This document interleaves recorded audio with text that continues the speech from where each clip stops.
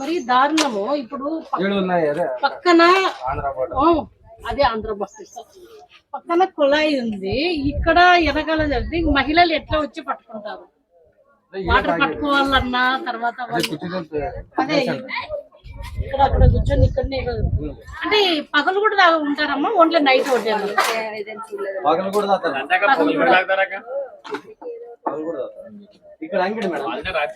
కానీ మరి దారుణం.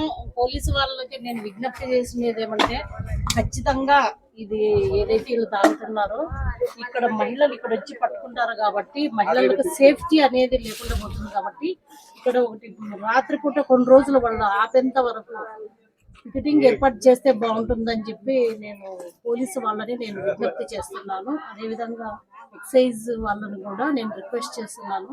ఇక్కడ మహిళలు అందరు కూడా చాలా పేద మహిళలు.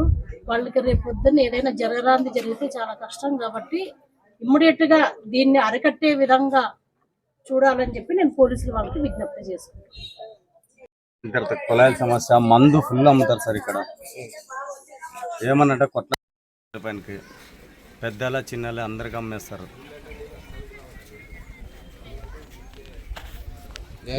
ఏమమ్ముతారు ఇక్కడ? అన్ని మందులు అమ్ముతారు సార్. కర్ణాటక అమ్ముతారు సార్. మరి ఈడ పక్కన మహిళలు నీళ్ళు తీసుకోబోతుంటారు కదా, మరి ఎట్లా పరిస్థితి? ఎవరు అమ్మేవాళ్ళు ఇక్కడ? ఏం తెలుస్తారు, అందరు పెద్దలు ఉన్నారు కదా, వాళ్ళకి కూడా తెలుసు కదా సార్. మామ చెప్పేది ఏముంది, తెలిసి అమ్మిస్తారు కదా సార్. ఏం కోరుకుంటాం ఇక్కడ చిన్నలు ఇక్కడ ఏం చేయకూడదు అంటుకుంటారా? ఇది అంటే ఈ కాలనీలోనే అమ్ముతారా ఇట్లాంటివి? కర్ణాటకకి సంబంధించిన ఏమన్నా ఈ కాలనీలో అమ్ముతారు సార్. అమ్ముతారా? అంటే ఎవరు పోలీసులు కానీ ఎవరైనా దీని మీద చర్యలు ఏం తీసుకోలేదు ఇప్పటివరకు? ఎవరు తీసుకున్నా మళ్ళీ స్టార్ట్ చేస్తారు సార్. ఏ టైంలో కూర్చుంటారు ఇక్కడ వీళ్ళు? సాయంత్రం ఏడైతే కూర్చుంటారు సార్. సాయంత్రం ఏడైతే మా ఏరియానే బార్ టైపు ఇక్కడంతా. నీ పేరేనా? గోపాల్ సార్. ఏ ఏరియా అది? Vijayanagar colony sir. లేనట్లు అమ్ముతారా? పిల్లలు లేదు, పెద్దలు లేదు.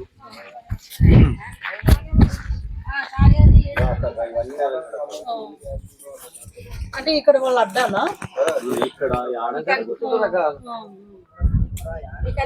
ఎక్కడ నెల వస్తారు. ఇదంతా ఇది కర్ణాటక బుడ్డీనా?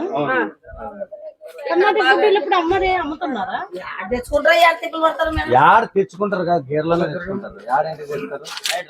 యాడ్ నెలలో తెచ్చి ఈడని తాగుతారు. మీరు బాధపడుతున్నారు, మీ బాధ మీకు తెలియదు సార్. అందరూ కర్ణాటక ముందు అమ్మేకి లేదు.